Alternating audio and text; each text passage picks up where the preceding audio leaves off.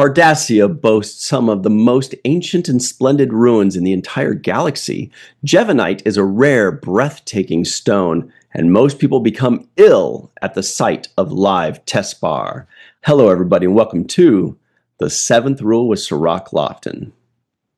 Hello, hello. Nothing makes him ill. My name is Ryan T. Husk, and today we're doing a review of Star Trek The Next Generation, Season 6, Episode 11, Chain of Command, Part 2, teleplay by, or written by, I should say, Frank Abetamarco, directed by, you know him, Les Landau. This was December 19th, 1992.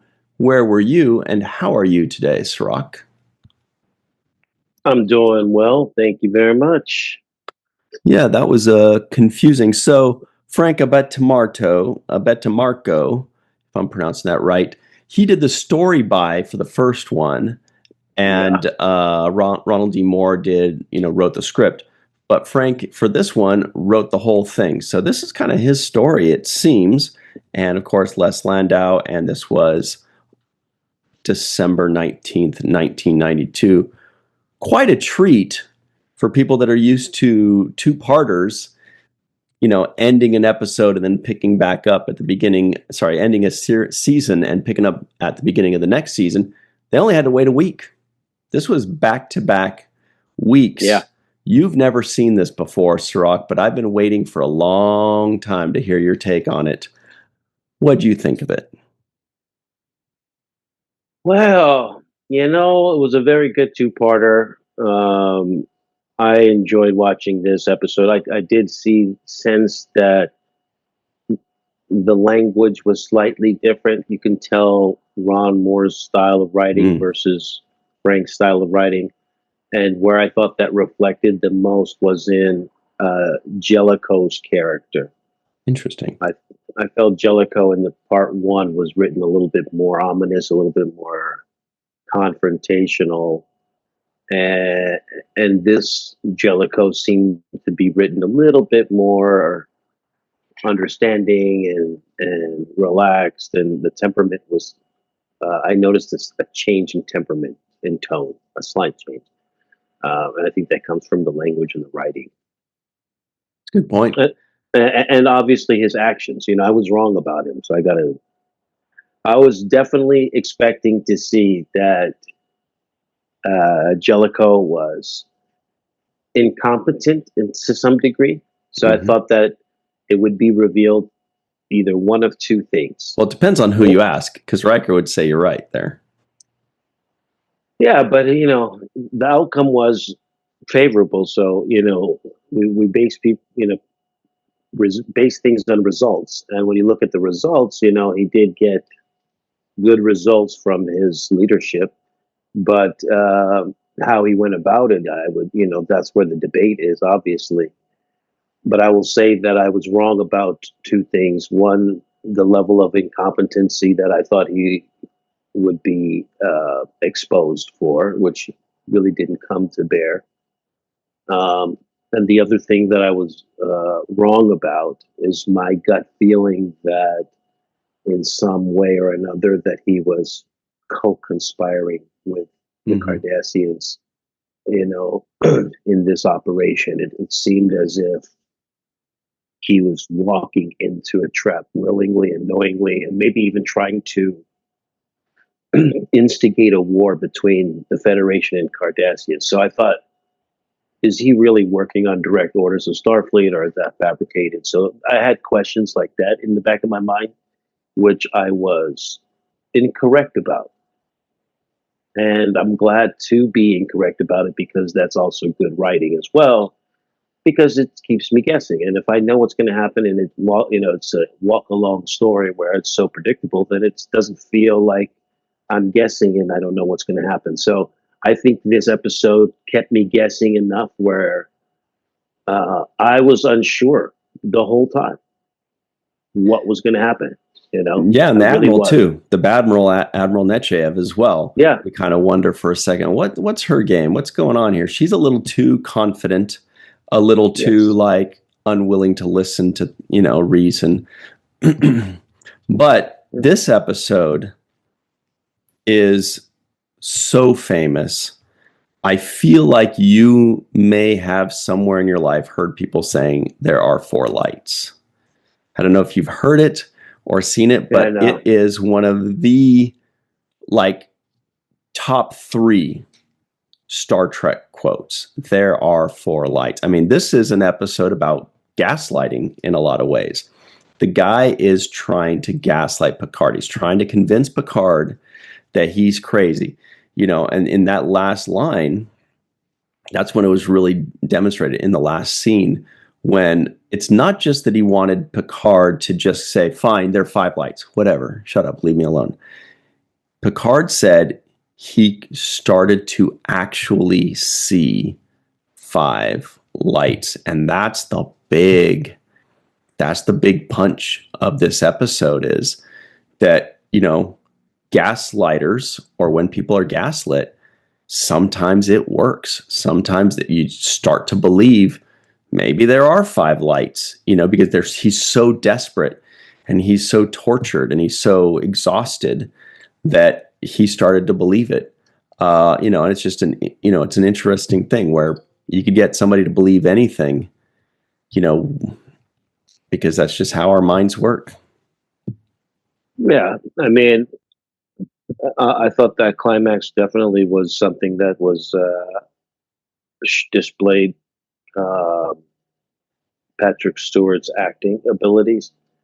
You get a really nice tight close up on him, and his performance was excellent. I thought the makeup was great. He looked disheveled. He looked like a prisoner. He looked unkept. There was some really good moments there. I thought facial expression wise that Patrick Stewart gave us in those performances, which reminded me a lot of moments that I've seen Avery Brooks do as Cisco. So there was some, resonance there of excellent performances, certain level above where regular actors can go, is to a deeper and more pronounced place where they call on this emotional, impactful moment, and they draw on so much and they perform it with so much vigor that it comes from the Shakespeare theater background, and only excellent actors can pull it off to that degree. So I really commend Patrick Stewart for his performance. Is really excellent in this episode. But I think there was a lot going on in this, and like I said, I wasn't sure what was going to happen. And so, right away, for example, I'll give you an example. I thought that when Riker got relieved of duty, I thought Riker for sure was about to go lead an away team solo mission. Like, all right, that's perfect. That's what I wanted. I'm relieved of duty. Then cool. Then I'm free to go.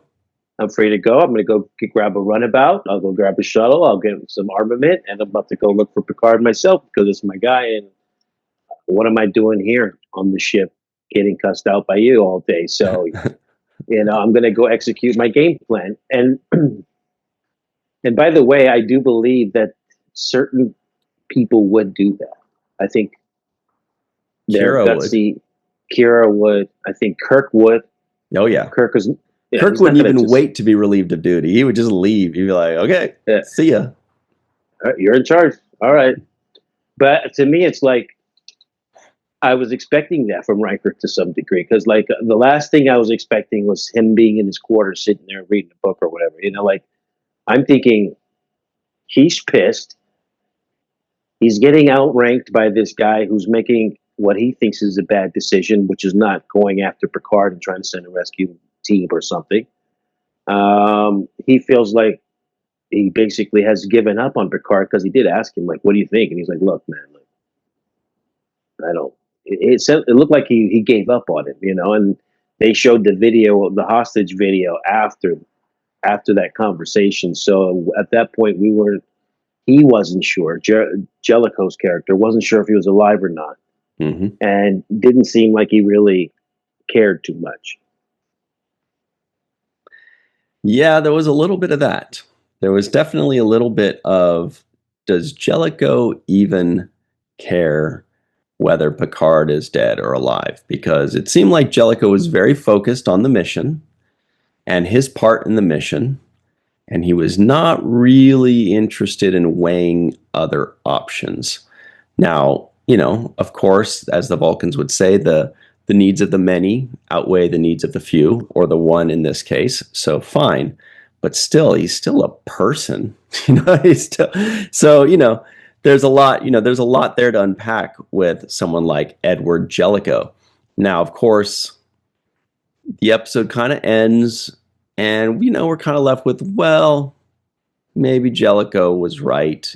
Jellicoe did say, "Oh, and I believe you have Captain Picard. Go ahead and release him." But he sure didn't fight for Picard's life. He was just kind of like, "Oh, by the way, let me." I don't know. I think that Edward Jellicoe is the best captain in the history of Starfleet, of course, but he could have been a little nicer then. Yeah, like I said, results wise, he got the results, and so I kind of had to take back my animosity towards him. And here's what is true. What is true is that the hunches that he had about the Cardassian upcoming invasion, hiding in the nebula, whatever it was, that was true, and he actually prevented a large scale of invasion attack of the Federation with his moves. And so technically he did do a move which meant the needs of the many, because this would have escalated into Starfleet versus the Cardassian Empire, and it would have definitely cost millions, thousands, if not millions of lives would have been lost in the exchange if it escalated farther. So I do think Jellicoe deserves credit for executing what his mission orders were, which I was questioning. I was questioning the authenticity of his motives, which now I can see that he is definitely a Starfleet guy. He comes from Starfleet. He's not outside of Starfleet. He's not part of the Maquis. He's not in a resistance cell. He's not compromised by the Cardassians and working alongside them or in favor of them. He's actually, in his truest essence, in defending, representing, and executing orders on behalf of the Federation and Starfleet. Yeah, that's true. He's a get it done kind of guy. He doesn't just say it; he lives by it, I guess. Just get it done. This is your mission. If you lose a captain here or there, whatever, you're out there saving the day in his mind. And his moves were very bold. He was like, I'm going to try to out Cardassian the Cardassians. I'm going to try to out bluff the bluffers. I'm going to put bombs on the bellies of their ships, and I'm going to threaten to blow them all up. If those bluffs don't work, and he does blow up all those ships, that could also start a war. So he definitely walks a fine line. There's definitely a dangerous thing, when you're dealing with him. Now, everything worked out, but there's also a world in which everything falls apart, But it's still, it's a really fun and cool episode. And for me, the big, well, you know what? Let me just say, speaking of hunches, you did have a hunch that proved to be correct. And that was Data the Brown Noser. You notice he moved into first officer. Suddenly, new scene. There he is in red, being like, "Hi, I'm Commander Data. I'm the new first officer." Yeah, maybe you noticed, but I'm the big guy on campus now. Riker who, so you definitely picked up on the fact that Data was, he saw which way the wind was blowing, and he set his sail in that direction. He saw that there was a new boss in town. He said, well, I work for the new boss, and this is what he likes, and I'm going to make the quickest adjustment. So Data went right to being the teacher's pet. Like he had the apple polished up on his backpack. He would say, "Here you go, Jellicoe, Mister Yeah, Jellicoe, sir." he was polishing Yeah, something. yeah, Yeah, but but that was yeah, that was cool. I thought of you when suddenly a scene opens up and there he is in red. He yeah. looks pretty good in red, though, right? It's definitely a big difference. It's like it's stark. It's too much for me. Actually, I'm used to what I'm used to. It was even hard seeing Troy in the normal science officer Starfleet uniform. Even that was like I was like, uh, yeah, I guess she is technically medical, right? And I wondered Yeah, then who science and outranks medical. who? Like, does she Well, outrank Crusher? at this point, she is a lieutenant commander and Crusher is a commander. So technically, Crusher outranks her, but neither one of them really goes along, the chain of command. No pun intended. They can both relieve the captain of duty. So they're the only two that can really tell the captain or give the captain an order. They're the only two on the ship. That was weird. All right, we'll keep going.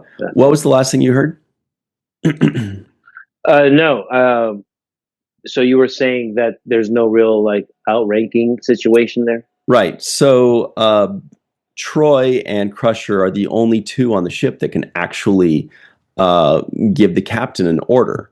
Right. They can kind of outrank the captain in a certain way, but they're not really bridge officers per se. So that's why there's Captain Picard. Then there's Commander Riker. Then the second officer is Lieutenant Commander Data, even though Crusher is a commander. So she outranks him in a way, but she's not in that kind of command. But does she outrank Troy too? Yeah, because Troy is a lieutenant commander. Okay. So all right. Crusher technically outranks Troy. Okay. Yeah, I didn't know her ranking. But yeah, what also I liked, and which I thought was going to be the thing that lit the fire under Riker. It was a great scene. It was when he kind of caught Jellicoe alone, and he says to him, uh, essentially saying that he is a prisoner of war because these orders came from the Federation. Right, but the Federation does not want to admit that he's a prisoner of war because this is a secret mission. So in order to protect Picard, they have to say he was going under the orders of the Federation. But that protects Picard, but then that hurts the Federation because then that makes the Federation admit that they committed an act of war by sending this team over to Cardassian space. It was very good, gamesmanship in this episode. I liked it. The kind of torturing with Picard reminded me a little bit of Duet in the way they were kind of having this back and forth between each other, just in a slight way. I know it's completely different, but it is a Cardassian and a human-looking person going back and forth. So, but there was some gamesmanship there. I really liked the way Picard, like I said, they've been writing for Picard better and better as the seasons have gone. And this is another example of that. This is how you write for your captain when you want to show that he has on the right side of morality and he makes decisions based on a righteous perspective. An example of that was when the scene with what was that Gull's name? The one who was interrogating him, Gull Madred. Gull Madred, played by David Warner. Gull Madred, and he is the Real Madrid. You know it. All right. Capital of Spain. Played by who? David Warner, who also played Klingon Chancellor Gorkon, I think, in Star Trek VI, the movie Star Trek VI. Okay. Yeah, David Warner did a fantastic job in this episode as well. I thought he was a great conniving. One thing about the Cardassians, I'm not exactly sure who their writers initially based them off of. It seems like they're based off Russia, for example, or some kind of you know, superpower empire like that. They, because the way they were describing uh, the expansion of the empire and resources and all Hmm. of this stuff. I mean, it sounded a little bit like that, but obviously we all kind of put our own projection on what we think that is, But it's something in the line along the lines of that. And I thought what was interesting was in that debate, in that interrogation, in that moment, there also came a scene with his daughter in that scene. That was great. And I thought the dialogue that followed with Picard, where he talks to him about, why would you expose your daughter to me in this situation? You interrogated me in this prison situation, in this level of disparity and suffering that she can witness firsthand. And the exchange between them was very good. I mean, first he says, Gul Madrid says to his daughter, he says, yeah, human mothers and fathers don't love their children as we do. Isn't that perfect? And that's really, this is why science fiction is great. It can take something and place it into a different context, right?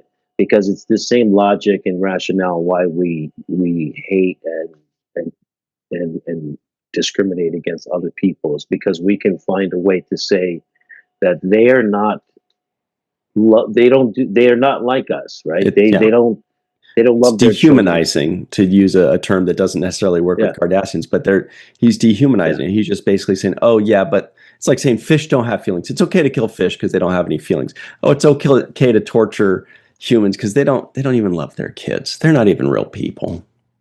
Yeah. And this is a very good logic strand that people start off on when they want to justify their belief system of superiority or of causing harm on another individual. They can say this is the reason why. It's so obvious, And by removing the similarity between us and putting people in a category of not like you, that is the exact methodology for beginning the thought process of removing emotions. And pretty much all of the horrible things that have gone on in the world start off Right. with rationalizing it by saying, oh, it's othering, it's dehumanizing, it's just saying, oh, they're bad people, or they're dumb people, or they're lesser people, or it's okay because Because they're not like us, mm-hmm, they're and not for as whatever good. reason. They're just, Yeah. Anyway, And then I thought, and just really just to close that point, yeah. and the comeback for that was Picard saying, when children are taught to devalue others, they can devalue anyone. And then he paused and said, including their parents. He Kind of stuck putting that knife in deep right there. yeah. So, but yeah, so I like the logic. I like the back and forth there. We can get into a lot more in the second half, but I thought that point needed to be made. That was a great scene between them, and it also puts Picard in a light that seems stands on morality, stands on character. That is on the right side of a logical explanation or evaluation of what he's perceiving. Yeah, this episode, almost more than any other episode, really shows who Picard is at his core: a man of integrity, a man of value, a man of sacrifice. When he thinks that they still have Beverly Crusher, he's like, all right, keep torturing me then. But yeah, we do have to jump to our break, so we'll talk way more about it in just a second. We'll be right back on The Seventh Rule. Hey, everybody, welcome back to The Seventh Rule with Sirach Lofton. Hello. Cool hat. All right, here are the trivioids of the week. As if we even need trivioids. There's so much to discuss here. Let's knock them out. Gul Madred is really interested in Minos Corva. If Picard, Crusher, and Worf escape, they'll head for the Lycian system. Cardassia boasts some of the most ancient and splendid ruins in the entire galaxy. Jevonite is a rare, breathtaking stone. Once children learn to devalue others, they can devalue anyone, including their parents. The McAllister C5 Nebula has molecular dispersion field.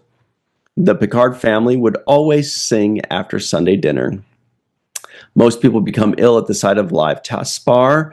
Edward Jellicoe began his career as a shuttle pilot on the Jovian run from Jupiter to Saturn and back once a day, every day. All right, so Picard and Gul Madred, two unbelievable actors, David Warner and Patrick Stewart. Unbelievable scenes, great acting. In fact, such great acting that the very first monologue I ever memorized and performed was from this episode when he's talking about his childhood and the live taskbar. Now, of course, when I performed it in my beginning theater class, they all looked at me like I was crazy. I remember walking off the stage and the professor saying something like, "Oh, that certainly was an interesting choice," or something. Like, what the hell is this dork talking about? Why is this dork in a Megadeth shirt talking about aliens and weird? Like, they're just like, I don't even understand what you're talking about, but go sit down, whatever. You memorized something. Congratulations. We don't do science fiction in this. Yeah, that's nobody even understands what you were talking about. But that's whatever. That's just what it was. I was inspired, and that's what it was. Should have given him a techno babbles theme. Yeah, the rerouters of the main accelerated.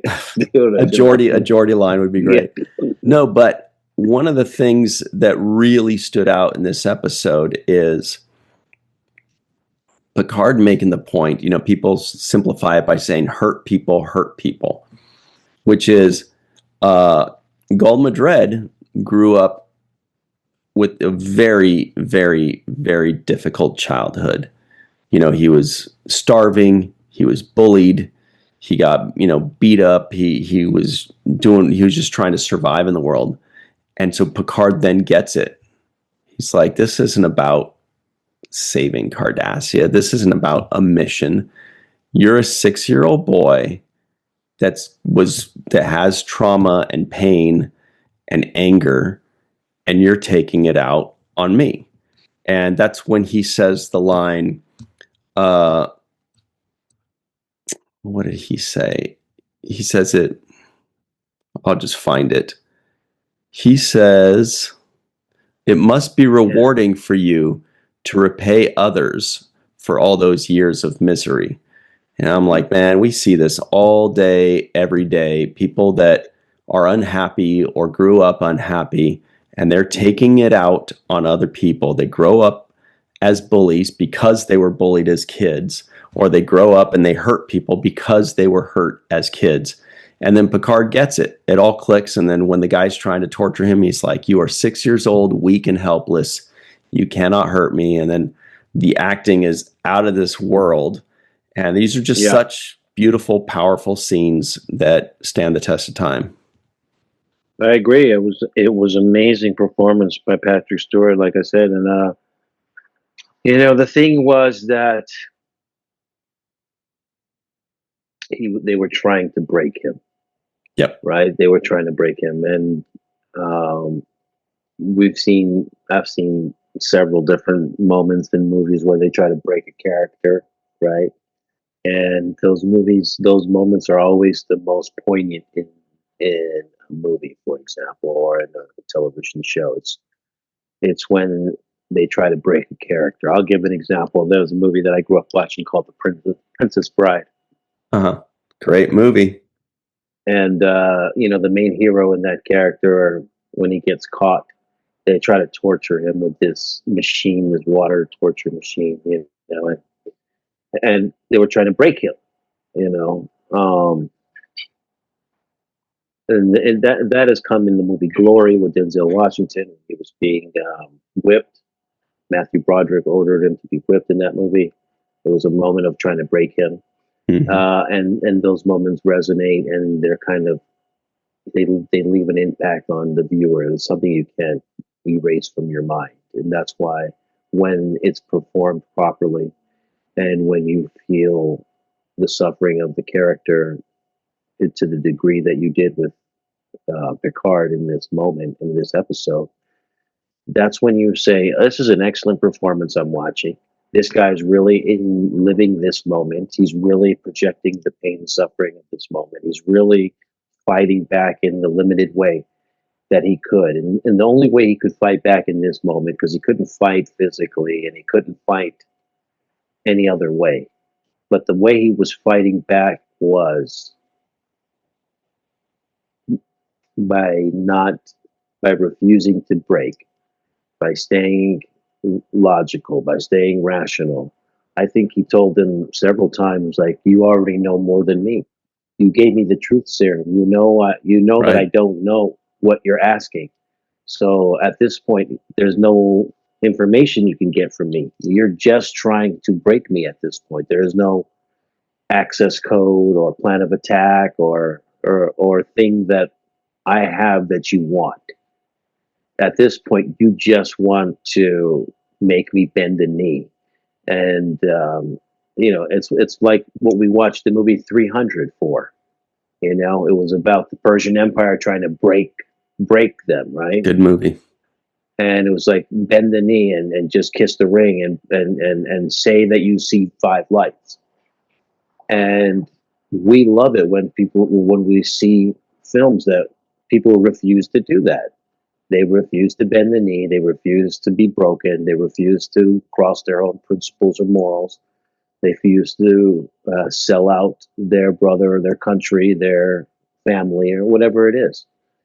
Biblical story is about that too. I mean, that's what the disciples were essentially faced with after Jesus's, you know, leaving the planet, and during their own journeys, they all had to face in some way or another a suffering for their belief, which they refused to change. Right?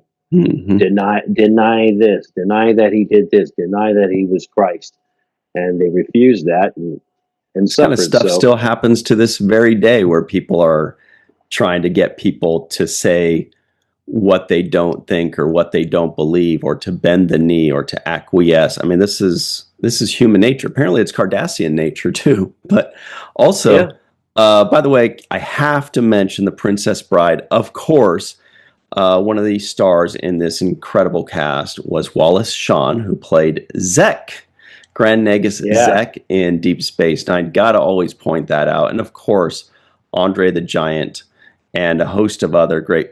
Mandy Patinkin was Ophelia, yeah. Inigo Montoya. I could not believe it when I realized that a few years ago. I was like, that's the same guy? Anyway, enough on that. Yeah, and Pelia too, by the way, is Yeah, also in Pelly that is in movie. it. Yeah, Carol Kane. All Yeah. right. So, uh, this is an episode to me that, you know, stood out so hard when I first watched it. I remember when I first saw it, my brother and his friend came in. I had gotten them into Star Trek. And they went and were like, then they got into it and would watch it on their own. And my brother came in and I was watching this episode and they're like, "Oh, this is a good episode. This is the Four Lights episode." I'm like, "I don't know what that means, but okay, and then I saw it and I was like, "Oh my God, this is so good." So of course, I texted my brother. I've got a still frame of there are four lights. I texted to him. I said, "This is what we're reviewing today." So I was really excited about that. But you're going to see it. It's going to pop up. You're going to hear people say there are four lights, or there's going to be something like that, because this is like an iconic episode. There were so many Yeah. moments that, even when Picard is slamming the device on the desk, he Yeah. said, and Gul Madred says, "That won't do you any good." He said, "Still, it felt good," and it's just all about the human will to fight. This was like a psychology, class, this episode. It was, and it also was like, because he kept offering him paradise. He kept lying to him about Worf and Crusher. He Yep. kept it was just a complete psychological games that he was playing, and it actually reminded me of Gul Dukat. I can't watch the Cardassians doing their whole manipulative gamesmanship without thinking of Gul Dukat, who I believe got an opportunity to do it longer and better than anybody else. Totally. But ultimately, it still comes from the same inspiration, which is this level of psychological manipulation and gamesmanship and torture, essentially.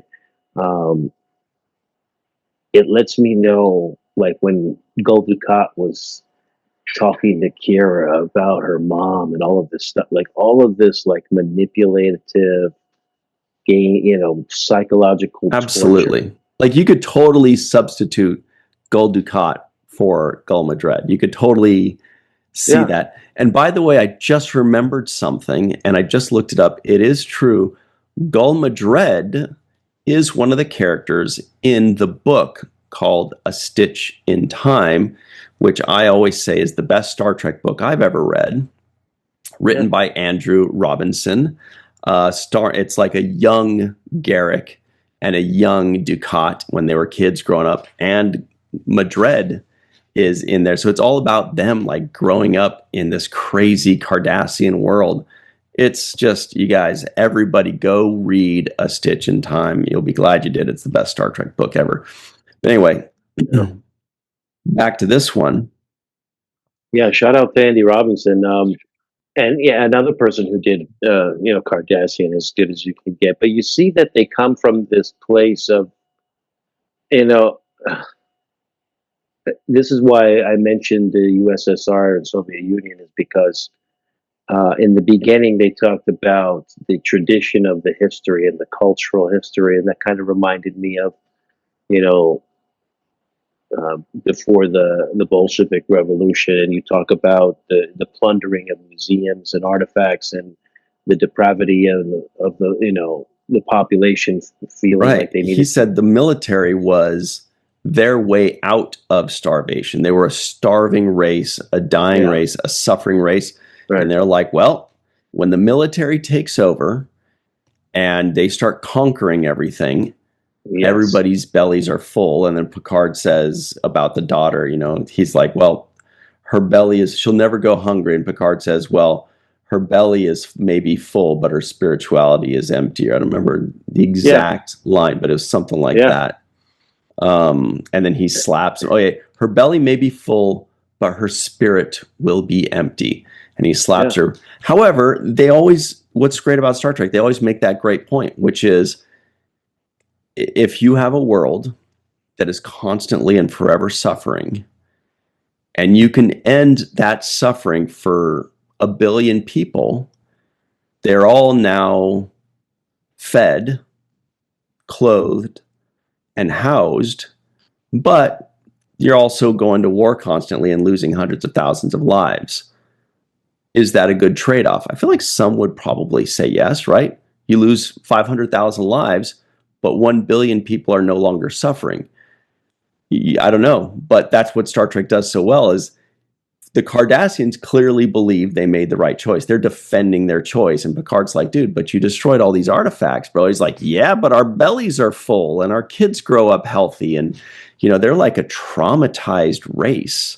They are. That's why they're so twisted with other people. They're traumatized. They're sick in the head. They've grown up hard. Yeah. I mean, and then the brutality and the conniving way that they operate is crazy too. But everybody justifies their position, and I feel like Mhm. they always justify theirs. I think that's what makes them so interesting, is that there are moments where it may not be convincing, but it's elaborate. Their thought process is elaborate. They it's not just, you may not agree with it, but for Right. example, they were saying we were helping the Bajorans, right? Yeah. They Right? couldn't provide for themselves. Yeah, We took care of them. We yeah, brought them in. yes, we civilized them. Like it's like basically that's their POV. You might not agree with it, but it's that they're going to defend that point of view, and the way that it's written is so scrumptious to watch because you're Mhm. like the evil and the defending of it in this way is so amazing because it's well written, it's articulate, That's what and makes a good villain. A paper villain that just doesn't have any depth never works. Just a well, it's just mustache like a twirling yeah, villain. But yeah, if they have depth, if they have true motivation, like you said, even if you disagree with that motivation, you can still understand what got them there. And they, in their minds, can still justify what they're doing. Even if we don't agree with it, we can actually understand what makes them tick, and that's what makes a good villain. right. You can understand what makes them tick. That their ideology. You're like, oh, okay, that's what you think. That's what you believe. All right, Hmm. I see. I see it. As opposed to just psychotic, where just there's no lot. You can't even have a conversation. They just go around just stabbing people, Yeah, or boring. whatever. That's Yeah, that's not. zombies. Yeah, those are zombies, right? So um, that's what Star Trek does so well. I want to go a little bit before we break out here, talk a little bit about the moment with Riker and Jellicoe. Yes, yes, I want to jump on that. When they're yelling at each other, there's two moments. Yes. There's when they're yelling at each other first, once the Cardassians leave, and he's like, I can't believe you're willing to risk Captain Picard's life. And he's like, don't make me confine you to quarters. Oh, so good. And Yeah. then another scene when he comes and he's like poking around. Oh, you play the trombone, huh? What kind of boy would what are you? And then Riker's Yeah. like, is there something I can help you with? And then they drop their ranks and they go at it. And I thought Yes. of you every single second of those scenes because those are so juicy. Did you like them though? I loved them because they both had a chance to tell each other what they felt. So good. And that was it. I mean, because I don't know how many times this situation happens where it's like two people where one of them will say they hate the other one, and then the other one tells you how much they hate the other one, but they actually won't say it to each other, and you're like, just say it to each other, and like we don't have to go on to this back channeling of everybody having these one-on-one discussions with you about how much you hate each other. Just say it to each other's face and just get it over with. Maybe And see you what like each other happens. after. Get Yeah, into a see fight, get into a makeout session. You never know. what. You never know, but like wrestle and see what Yeah, happens. yeah, or it just be like you spoke your piece, I spoke my piece, and now we know we don't like each other, which is basically what Riker and Jellicoe came to, right? It was just like, Mhm. hey, look, I don't like you. I think you're a bad first officer, and he's like, yeah, you know what? I don't like you either, and I think you're a bad captain. Boom. And it's funny because they both use the same descriptive word to describe each other. Arrogant came up on Yep. both of theirs. It's like you're arrogant. It's like you're arrogant. Like that was funny to me to some degree because there's a level of truth in both of those, right? Yeah. There's a And level of truth in there. you'll notice that contrary to what Star Trek usually does, I was glad with the decision to not have them make up. There was not a moment where Jellicoe shakes Riker's hand and says, "Good job," or a pat on the butt, or they're flinging towels at each other, locker room towels. Like he just said, "It's been a Yeah. pleasure serving with all of you," and he left. Nobody said, "It's been a pleasure serving with you too, sir." Well, He Data just did, but he said that in the elevator when he walked into his Yeah, car. yeah. And when he sent him a little note afterwards, by the way, Captain, if you ever should meet a first officer again, please consider my resume. I really thought that we worked very well together. And then Picard's like, Captain or Data, and he's like, "Oh yes, Captain, I'll be right there. Send." but Yeah, yeah, you'll that's what he notice that did. they never made up, which is cool No, because usually in Star Trek they eventually come back together and they have like a nice little I was moment. surprised Picard didn't say bye. Yeah. I get Riker not saying goodbye, because he's like, I don't like you. I couldn't wait to see you leave. Hmm. But Picard, like, yeah, he got you back home. You're back on your bridge, and he's giving you your ship back. You guys made a formal declaration to get it, so a goodbye, I think, or a thank you, or something, some kind of goodbye would have been nice from Picard, and of course Data, because he was already up there, so he might as well. Up where? Yeah. So, all right. Well, it is now. I mean, I could talk about this episode forever because, like I said, it's one of my favorite episodes of all time, and it really formed more than almost any Star Trek episode. It really formed how I felt about Star Trek early on. Another one was The Way of the Warrior in Deep Space Nine. That was another one. Like, there are few episodes out there that really made me go, wow, this is a show I like very much. But it is time for the home run of the episode. Yeah, I think it's impossible not to give it to Patrick Stewart for this performance. He just delivered all the key lines. He made, he was just exceptional in this episode. His breakdown from, the being the polished captain that he starts off the episode with, or the first episode, to see him come down to, having sores on his mouth and looking disheveled and beaten, and really playing it well. I was totally believing his performance. And so I would say that the home run of the day goes to Sir Patrick Stewart. Excellent performance. There are four lights. The way he said it, the moment that he said it in was just, a chef's kiss moment for his performance wise. So yeah, it's Patrick Stewart. And then when the two guards try to help him out, and he goes, I'll walk out by myself. It's the cutest freaking thing in the world. Yeah. Yes. However, I'm going to go with David Warner, because David Warner kept over and over and over and over again delivering lines in a way that I was just like, oh my goodness.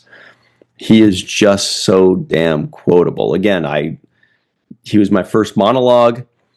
One of the songs in my first band was called "You're Crazy," and I would play a clip of this at the beginning of that, where he's like, "Well, it's time to move on. How many lights do you see?" And Picard says, "There are 4 lights." Anyway, so and the song was about "You're crazy" and I'm not, And so anyway, this is just like, David Warner is a superstar to me because of his incredible performance here. So home run of the episode to him. All right, Here are some other people that are not crazy. It was a fun song. We would rock out on that song. It's fast. Dr. Anne-Marie Siegel. Singing in the next... man, I definitely will. On Things Left Unsaid, everybody, but you got to be a patron to do that one. Dr. Anne-Marie Siegel, Eve England out in Wales, Yvette Blackman Tom, TJ Jackson Bay out in Missouri, Titus Muller, Dr. Muhammad Noor, Neil Palat, Joe Balsarati, Mike Goo. That'd be fun if Joe Balsarati had like 7 eyes at the end of his name. So it was like Joe Balsarati. Mike Goo, Dr. Stephanie Baker, Carrie Schwent, Faith Howell, the Matt Boardman, Chris McGee, Jake Barrett, Henry Unger, Allison Leach Hyde, Julie Manosfi, Jed Thompson, Dr. Susan V. Gruner, Glenn Iverson, Dave Gregory, Chris Sternett, Greg K. Wickstrom, Cassandra G., Chuck A., Chris Garris, and of course, Jason M. Oken. I bet he likes this episode. Stick around, everybody. We got the free-for-all up next. We will be right back on the 7th rule of this episode. Hello, everybody. Welcome back to the 7th rule with Sir Rock Lofton. It is time for the free-for-all with Melissa Longo, CNF. Hashtag CNF, I should say. Jason M. Oken is here as well. I bet you like this one. Faith Howell has 4 lights behind her, but she's at Cardi. Eve England is out in Wales with her Ferengi Eyes shirt. Chris Garris has a fun scene behind him. Dr. Susan V. Gruner has uniforms strewn about. Allison Leach Hyde is here as well in the heart of New Mexico. Carrie Schwent is playing tricks on us with her shirt and the lights behind her. So is TJ Jackson Bay out in Missouri. And the Dark Lord is Chris McGee. He's here. Jake Sisko guesses the IMDb score. I got this one at about an 8.7. 4 lights over the other one. Because the other was an 8.3. Nice. Does anybody else have any guesses that doesn't already know what the IMDb score was? It's higher, 9.1, I reckon. 8.6.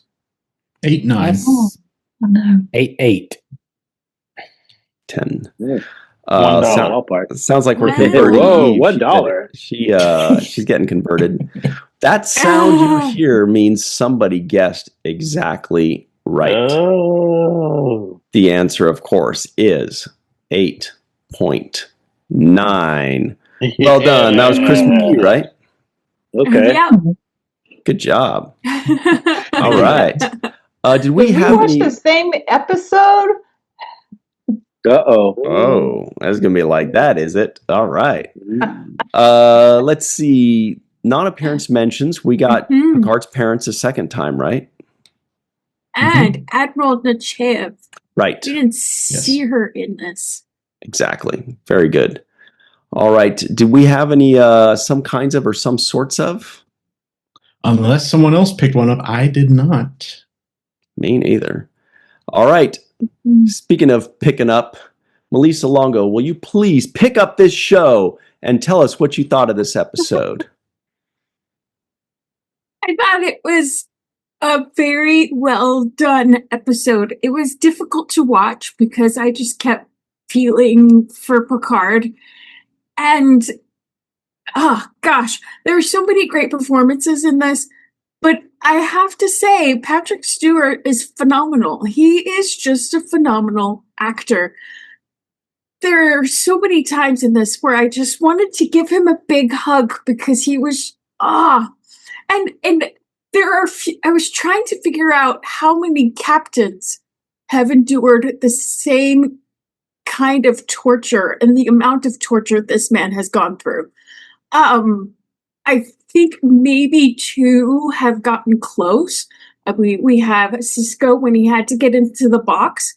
That was on par torture to this, and in a different way. Maybe Captain Pike when he has to go to his chair, but that's a different kind of, physical trauma. That's a different kind of trauma that Sisko and Picard have had to endure. And gosh, does Picard handle, he somehow manages to maintain his dignity through the amount of torture that he's been put through. And I love that they didn't gloss over the fact that he's going to need therapy after going through this. And he had to sit down with Troy. And I love that they actually used her in her job. That is what she's here for. She is there to help heal the captain's mind, as well as other people's minds. Great performances all around. Jellicoe, not Jericho. Fantastic. He did fantastic work too. There's just so much to say, and I'm going to save it mostly for Things Left Unsaid. So if you're not a patron, sign up for Things Left Unsaid, because there's a lot to talk about in this episode, and it's hard to cram it in 90 seconds or less. So, yeah, let's do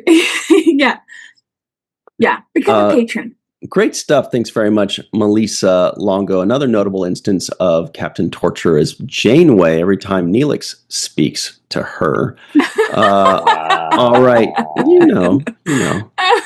Jason M. Oken says there are 4 lights. Do we believe him? What do you think of this one? Well, I mean, the episode is terrific. It's interesting to see when you get these two-parters how somewhat different tonally one part can be from another. And this is a real tonal shift from, I guess, part one. Part one was kind of a Jellicoe show. You have, Ronnie Cox coming in and sort of shaking things up a little bit. And here you have a two-hander with David Warner and Patrick Stewart. I mean, everything else aside, it's like a stage play. You can just go on like this for 40 some odd minutes. And, one of the things I noticed is it looks like the episode ran really long and I had to cut a lot out of it. And there's some parts that were lost that I wish weren't lost out of that. And we can talk about that later. Maybe little nuances here and there. But, to some degree, and I do remember that kind of talk back, 30 years ago that this should have been Patrick Stewart's Emmy. But we really are talking about, the early 90s when science fiction on television wasn't really valued as much. I mean, he puts in a wonderful performance. And frankly, so does David Warner. And I think you have to rise to that level when you have actors of that caliber sort of sitting in a room and sort of going at each other. There's one little bit that I didn't even notice until this time around. And I've seen the episode many, many times. At the very end, when Picard sort of walks away, when the guards take him away to go back to the Enterprise, there's a close-up on David Warner, and there's a tiny bit of a smile and a nod. It's scripted, but unless you really pay attention, you don't notice that. Just a little bit, sort of an acknowledgement that somebody was basically bested you with this. It's something that a very, very nuanced part of the performance. And I think especially sort of knowing that David Warner came in on almost very little notice and tried to do something like this. I mean, it's kind of an amazing performance to have all the makeup on and do something like that. So overall, I think, it is to some degree hard to watch, especially when you watch it sort of the first time, as you've seen it a number of times. I think the impact of that kind of lessens a little bit and you start to see more. But it's a wonderful show. I mean, it's a bottle show in a way. There's really not, they build the set for both episodes, and a lot of it's happening in the same sets, but it never feels small. And I think it was shot slightly differently, and I'll talk about some of that later. But again, a wonderful episode. Thank you very much, Jason M. Oken. I had a feeling you might have liked this one. But did Faith Howell, the Cardassian, like it? What do you think, Faith? Well, first of all, let me start off by saying I did go back, as we talked about previously, and I noticed the pictures. I see why I missed them previously, that they are basically just kids' art. And as a kid, when I first watched this, I would have missed that because that's just what art looks like. So I see why I was blind to that piece. But definitely continue to like Jellicoe more as we got through the second part. I do see, especially after our conversation, how he is definitely trying to be liked in some way. He is trying to do the best that he can. He's trying to do his job, but he definitely, had started off on the wrong foot with a couple of people. So I liked him more and more, and I saw more depth in him this time than I had noticed previously. But yeah, so the main thing that I love about this episode is that clearly they are doing some deliberate things to set up for a big villain for DS9. So going back and watching this, they are making this guy as evil as possible so that we extrapolate that into Gul Dukat when we get to DS9. And I also had a hard time watching this and not imagining Garrick doing some of these things that Gul does, because this would have been his job as well. Like literally, you could swap the two. We could have had, if we had wanted Garrick to be a more sinister character, this could have been Andy Robinson, and then we could have seen him on Deep Space Nine. It would have changed who we had as Garrick because we would have had that knowledge from the get-go. But definitely looking back, it's like, wow, all right, that's a little different. So I kind of like that extra glimpse into, maybe Gul Madred was Obsidian Order. Maybe he was acting in that way. And that also would play into how the military guy comes back in at the end and totally blows the whole thing up because they don't always talk to each other. And so maybe they weren't, just a little headcanon there. Maybe they weren't talking to each other. And that's why, if he had waited 30 more seconds before blowing that whole thing up with one line, Madrid could have won, and we would maybe not have had Picard, or maybe he would have come back to us and been an informant in some way. So could have been a totally different story with just a few different lines there. Oh yeah. We kind of talked about the possibility of Ducat being in that role as well. Ooh, Great stuff. Thank you yeah. very much. Faith Howell, the Cardassian. All right, Eve England out in Wales. You tipped your cap a little bit there. You said 9.1 is what you thought it got on IMDb. So you liked this episode upon your first viewing? I mean, it was completely not what I was expecting after the last episode, so the first part. I mean, as you said, it's completely different. I mean, again, I think there's so much to say, but I was trying to sort of pick out two things. So for me, the thing that really struck me was how it was just such a brilliantly executed tribute to Orwell's 1984. Which is one of my all-time favorites. But we basically have Picard in his very own Room 101 being subjected to the sort of brutal Cardassian version of doublethink, which whereas in the book you have 4 fingers and the 2 + 2 = 5, but here we have the 4 versus 5 lights. So I thought that was just such a good sort of way of establishing. You just know what's happening here as soon as he says how many lights there are. What this is, and that sort of was really clever. I mean, I've seen all the memes on the internet, and this was, I didn't. They don't do this episode justice. So I'm kind of a bit disappointed. I thought it was going to be something a bit funnier, but clearly not. And what I was really pleased about was how, as you already mentioned, like Melissa and Faith mentioned, having Picard speak to Deanna at the end. I was really glad they did that, because they could have just left it with Picard standing up to him and saying, no, there's 4 lights. When actually, I just found that, I had kind of chill when he starts talking about that, because it is really chilling. It's an account of how horrific those sort of brainwashing techniques are, and how it has that impact on him as a person, and how, he not only did he want to say 5 lights, but he actually saw 5 lights. And I just thought the way he presented that was just beautiful in such a sort of haunting and tragic way. But on a sort of lighter note, I thought that was all amazing. But yay for Jellicoe. I just thought, I mean, because I was starting to worry when we had the previous conversation that, maybe I'd sort of misread the situation. But I mean, I just thought this episode exposed Riker for the petulant man-child that he really is.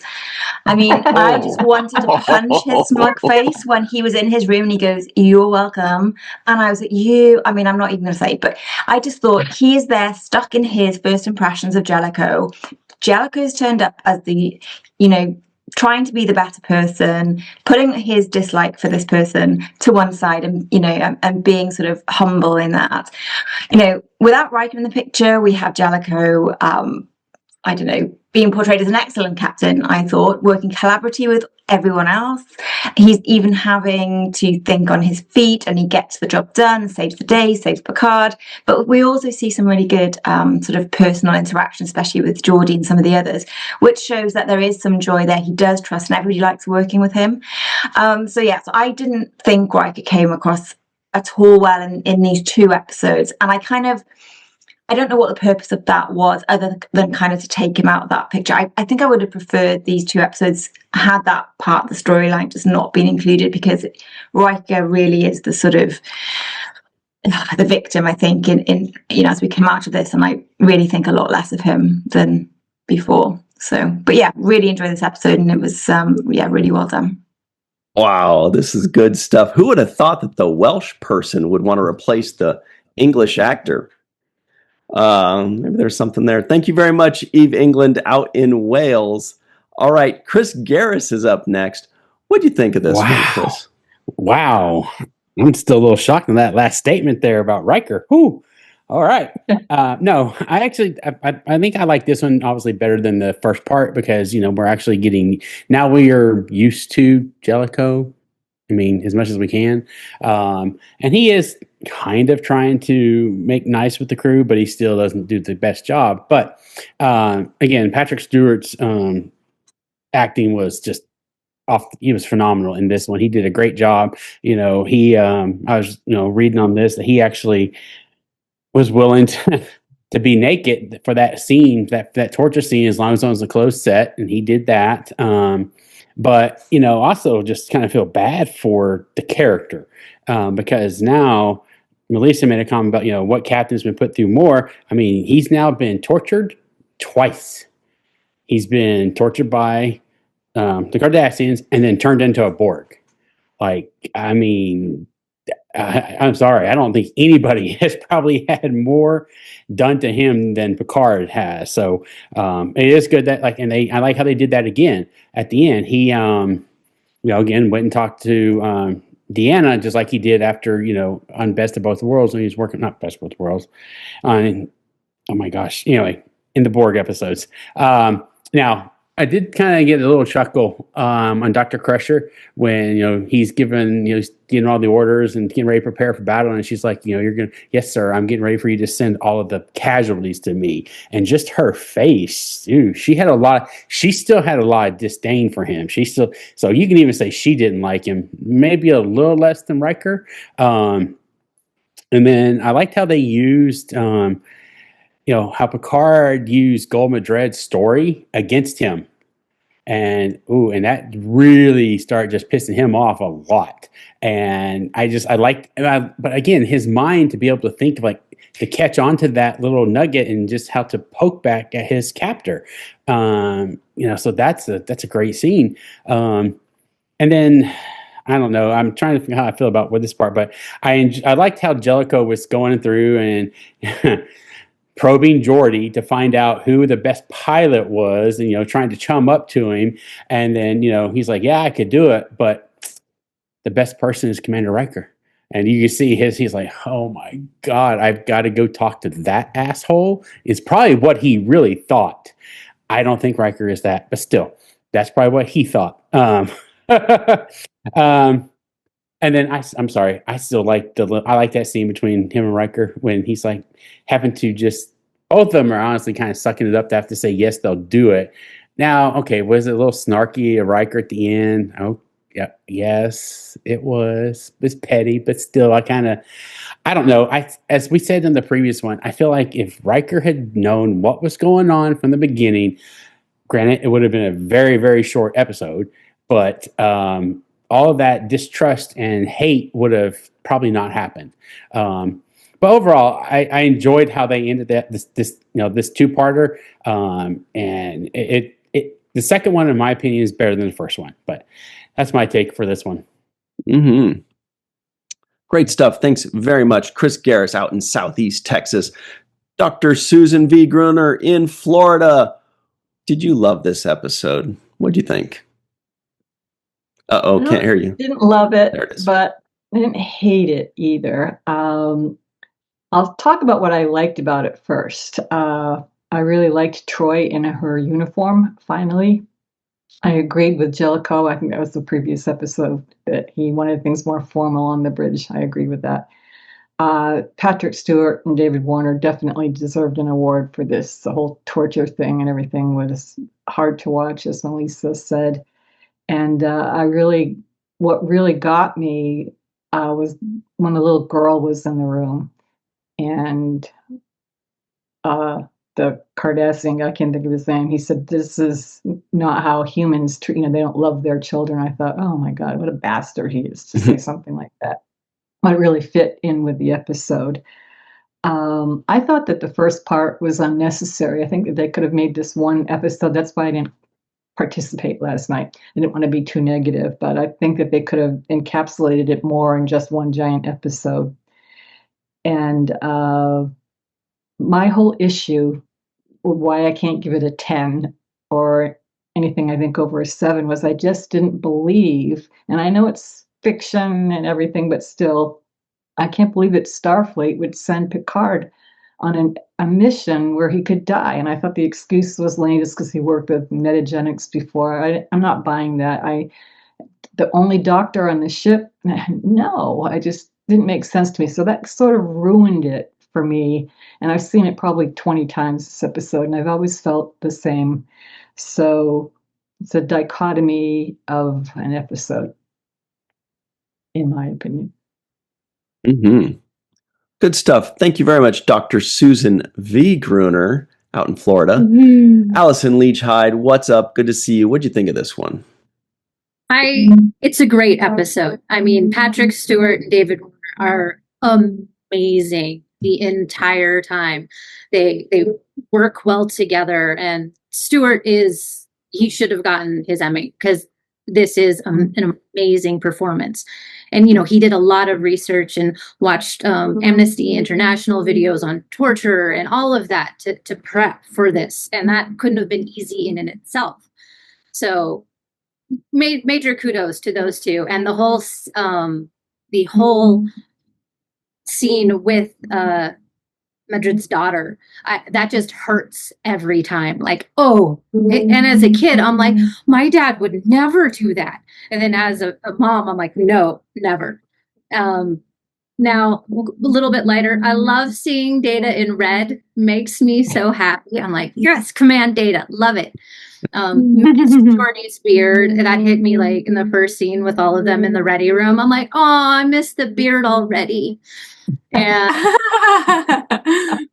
so terrible. I love the beard. And then what else? I love that Jellicoe got the captain's log in this. I thought that was a great touch to, really push home to all of us that, he is the one who is in command of this ship. And last, I was super mad at our crew when Jellicoe said it's been an honor serving with you, and he got nothing from them. I'm like, you could at least say goodbye and thank you. He kept everyone alive, got Picard back, and was a successful interim captain for this mission. And he deserved respect for that. So I was mad at our crew for that. I'm like, that's not okay. So, but love the episode. Mm-hmm. Thank you very much. Allison Leach Hyde out in the heart of New Mexico. Carrie Schwent has 4 lights behind her, but each light is a lit 5. What'd you think of this one? Yeah, love it even better than part 1. Still don't like Jellicoe. Sorry, I am not on the Jellicoe train. Never will be. I have worked for and been married to too many people that act like he does, so I can't do it. He can't stand being challenged.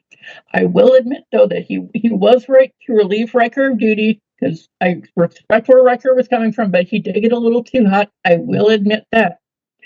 However, Riker was right when, as Jellicoe is leaving, Jellicoe should have said thank you, because Jellicoe asked literally every other pilot on the ship before he finally took Geordi's suggestion to go ask Riker, talk to Riker about it. They almost had a productive conversation, but they did finally tell each other what they thought of each other. And sometimes you got to do that.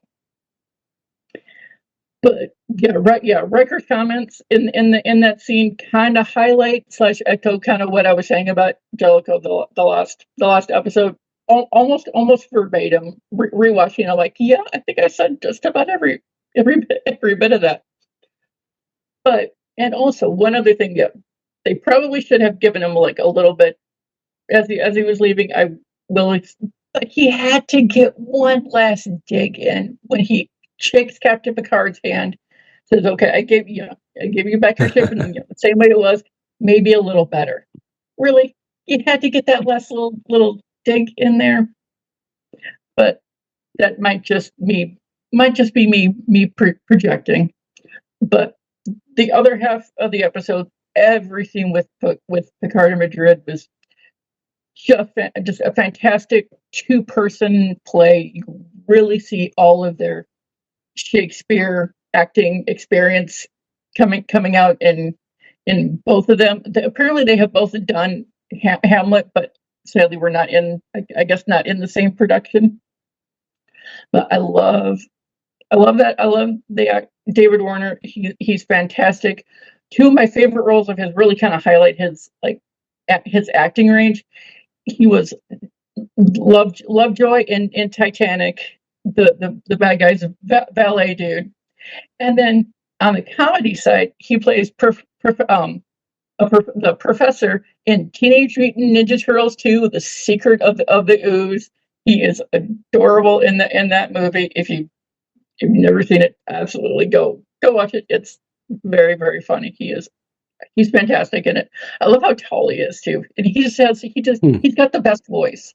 I love I love listening to him speak. Yeah, the scene with the daughter absolutely got to me too. The line where Picard says after she leaves that when children learn to devalue others, they can devalue anyone. That, especially today, hits incredibly close to home. We all, I think, could stand to take that particular lesson to heart, and that's all I'll say about that. But for the limerick of the episode, I was struggling a little bit as to where to come from it, and then I was rereading Memory Alpha's summary of the episode and its description of the scene at the end with Picard and Deanna. Sort of gave me the idea for that, so I will end on one of my more serious limericks as opposed to the funny ones from last time. So that's there we are. I would not break is what I believed, no matter how hard he tried to deceive.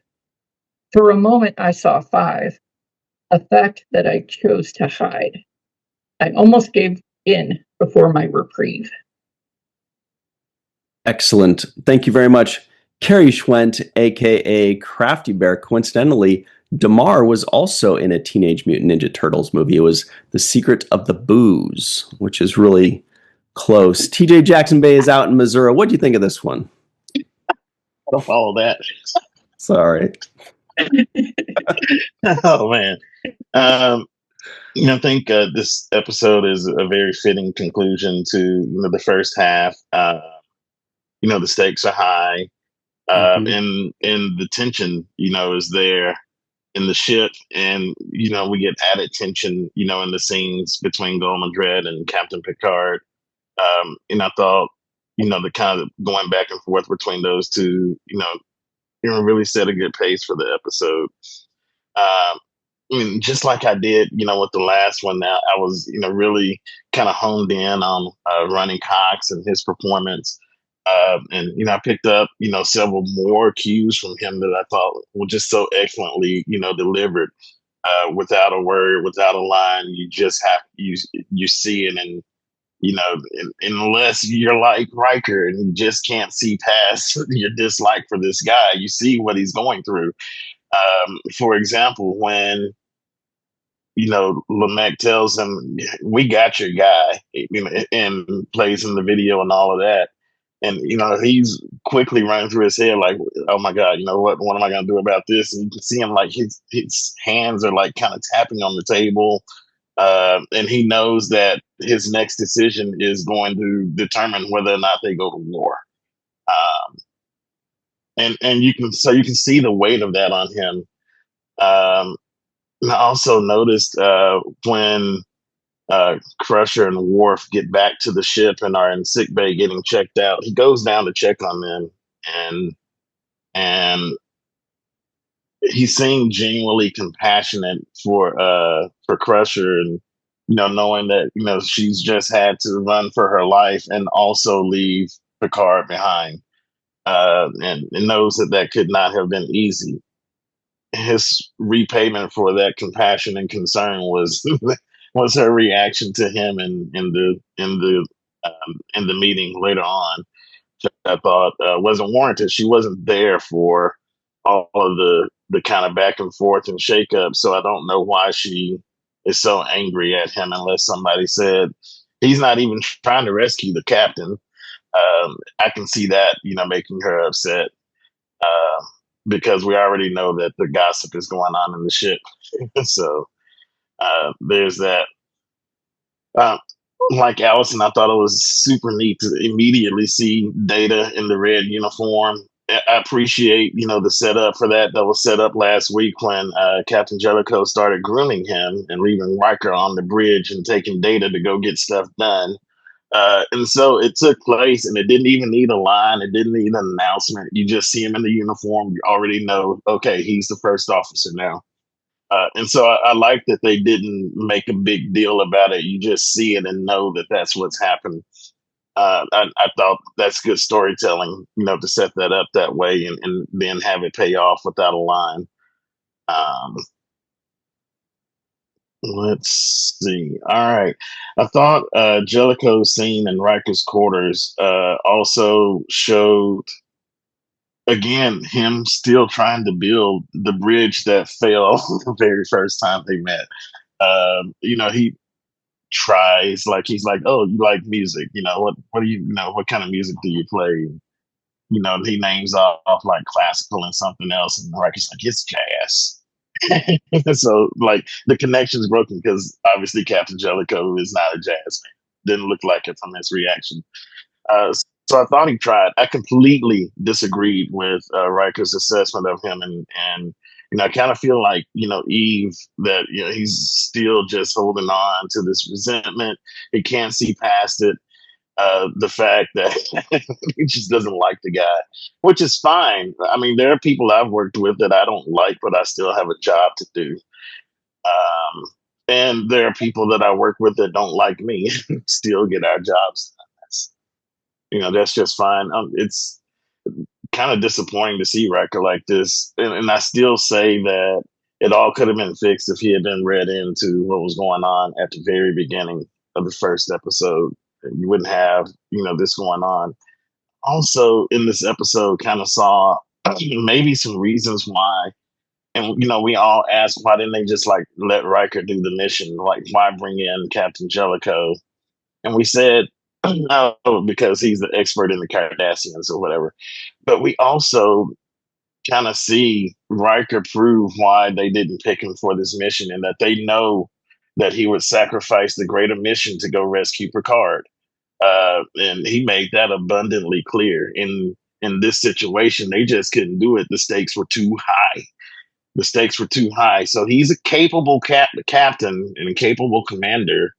And I feel like that's known. He's not been offered his own command for no reason. But he's not the commander for this mission, because that's what he would do. And I'm not saying that's necessarily wrong that he would go and get Picard back, but the consequences of that would be far greater in this situation, I think. And maybe that's why they didn't give him command. I have a slightly different interpretation of the kind of smile and nod that Gul Madred does as Picard is walking out. To me, when Picard yells back, "There are 4 lights," because he knows that he's about to leave, to me, that actually felt like the surrender. That that he's weighing in his mind, I can just tell this guy is 5 lights and I don't gotta be in this room anymore.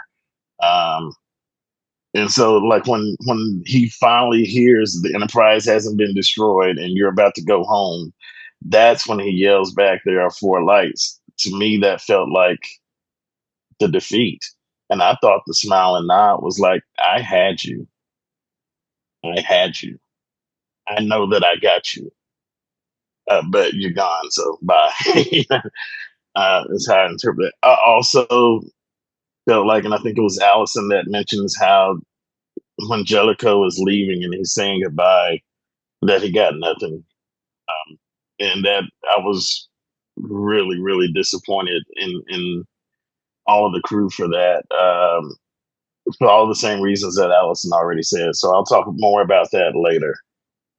In the things left unsaid. I've talked for a long time, so I'm going to stop. Things left unsaid coming soon. Thanks very much, TJ Jackson Bay out in Missouri. All right, Chris McGee, what do you think of this one? I bet you've seen it before. A few times, and it's pretty freaking fantastic. That's what I think about it. Even better than the first part, in my opinion. Probably because, and maybe this is reductionist, but I feel that part 1 was little more than a setup for this episode, an appetizer for this main course, if you will. During the review of the first part, I had said that it was a landmark episode. Well, This one is probably even more so, primarily because of the repeated the tactic that Gold Madred used to try to break Picard's will, lines so often repeated by their characters that it has not only become iconic in the series, but has transcended beyond Star Trek and practically become a household meme. And of course, another reason this episode is so fondly remembered is, as others have mentioned, because of the absolutely incredible acting by David Warner and especially Patrick Stewart, who probably outdoes all his previous performances, including from the episode Sarek. That's not to diminish the other performances, though, such as by Ronnie Cox and John Durbin, who played Golden Egg, who also did fantastic jobs portraying their respective characters to a T. Gates McFadden didn't have much to do in this episode, but she still acted the hell out of her role. Like when she silently stared daggers at Jellicoe after he confirmed that he'd be sending casualties to sickbay soon.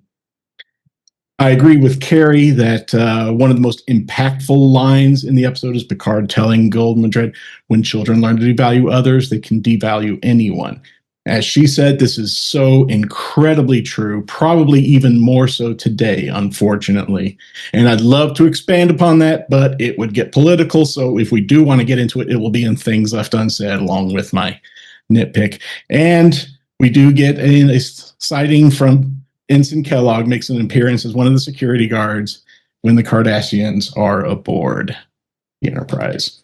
For the memorable quotes, well, besides the obvious first choice, the one I'm going to go with is Picard saying, "Torture has never been a reliable means of extracting information." Mm-hmm. I saw Kellogg too. Great stuff. Thank you very much. Chris McGee, the Dark Lord. Jake's final take. Sirach, what do you think of this one? Final thoughts, I should say. Well, I was thinking about how many lies that the Cardassians tell. If I'm not mistaken, Golomek said that Picard killed 55 people. And I was like, I know. I didn't see 55 people get killed in the opening scene in the first episode. So they just lie on top of lies. And then it made me think of the famous Garrick and Bashir. He said, out of all the stories you told me, which ones, which one that you told me were true and which ones weren't? And Garrick says, my doctor, they were all true. And of course, Bashir says, even the lies, especially the lies. Nice.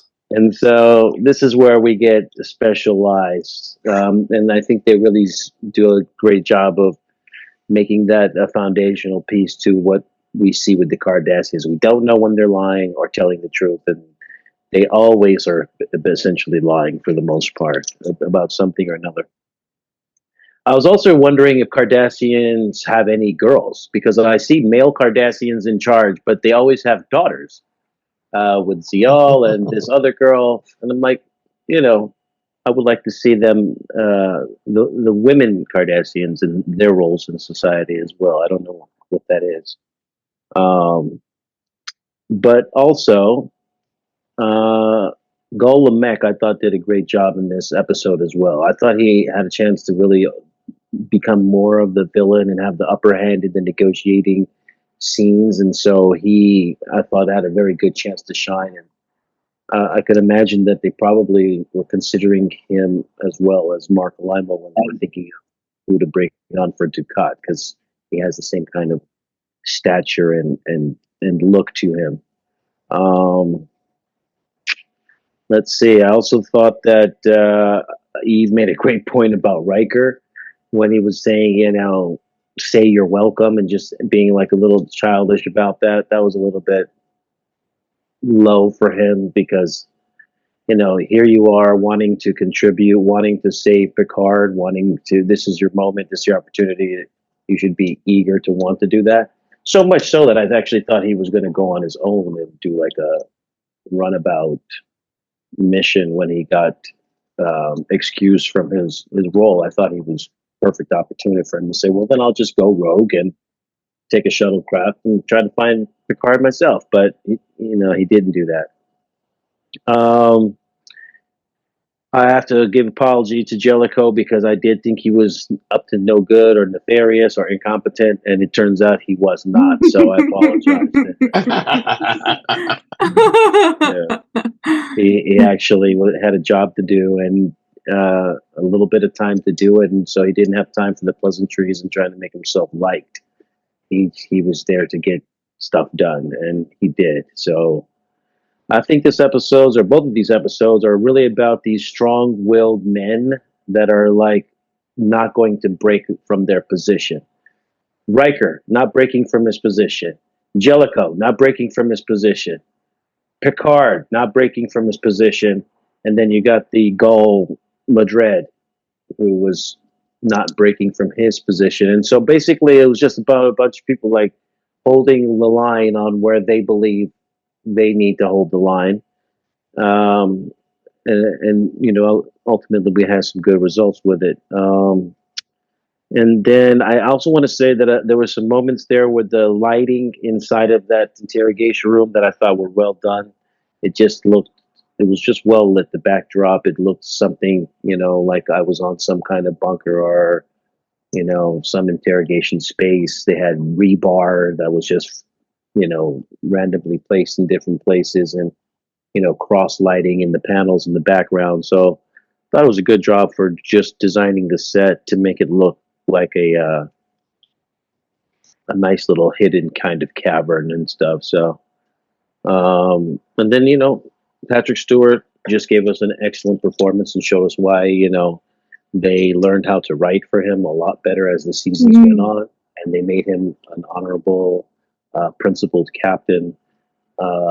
I really loved the moment when he decided to turn back because he thought that Beverly would be going through the same kind of torture. And so he was making a moment of self-sacrifice there. Shows another honorable thing that for him as a captain to, even though it wasn't true, but believing that it was true, he made the choice to replace her. And so I think those are all just good characteristics of the kind of leader and captain you want. But Riker has to be a little bit more flexible in situations like this, that you're not always going to get the guy that you want and the captain that you love. And sometimes you're just going to have to play the hand you're dealt and be a contributor in whatever way you can in that situation. But I do think it was very casual how they debriefed him, because Jellicoe just randomly looks over and says, "Yeah, you know, they're building a metagenic weapon," and it was like, if it was that casual to debrief and you could do it like in the open space, it wasn't like, let me call you aside and tell you in private. He kind of just threw it out there at the conference table, and I'm like, well, if it's that flippant to just say, then why wouldn't you just say this a long time ago, and you could have at least set Riker as part of the plan as opposed to like trying to find out where he fits in. So I think everybody had a little bit of hand in this. And yeah, I did like also Dr. Crusher's moment when she had that look of concern. I thought it was a really good just performance, that she could see that she worries for Picard. And I thought that moment reflected well with him standing up for her and her thinking about him. So good stuff there. This is good television. Really good thing. I did also notice a writing style difference between the first episode and the second. Ronald Moore has a different way of just, his language is different. His dialogue is slightly different. And actually, I thought that was most reflected in Jellicoe's character. I thought his dialogue was slightly less abrasive this episode than it was the first one. So that's my take. Truer words never spoken. Picard was definitely debriefed. I know that for sure. And and as Sirach also said, Cardassians specialize in deception. Thank you very much. Because he said specialize, whatever. Chris McGee, thank you. Yes. TJ Jackson Bay, Carrie Schwent, Allison Leach Hyde, Susan Gruner, who's regretting coming on now. She's like, what the heck? Chris Garris, Eve England out in Wales, Faith Howell, Jason M. Oken, Melissa Longo. For myself, Sirach, Melissa, and Mr. Aaron Eisberg, hashtag Captain Nog forever. We will see you next time. If you're a patron, stick around. We've got things left unsaid next. We'll see you next time on The Seventh Rule.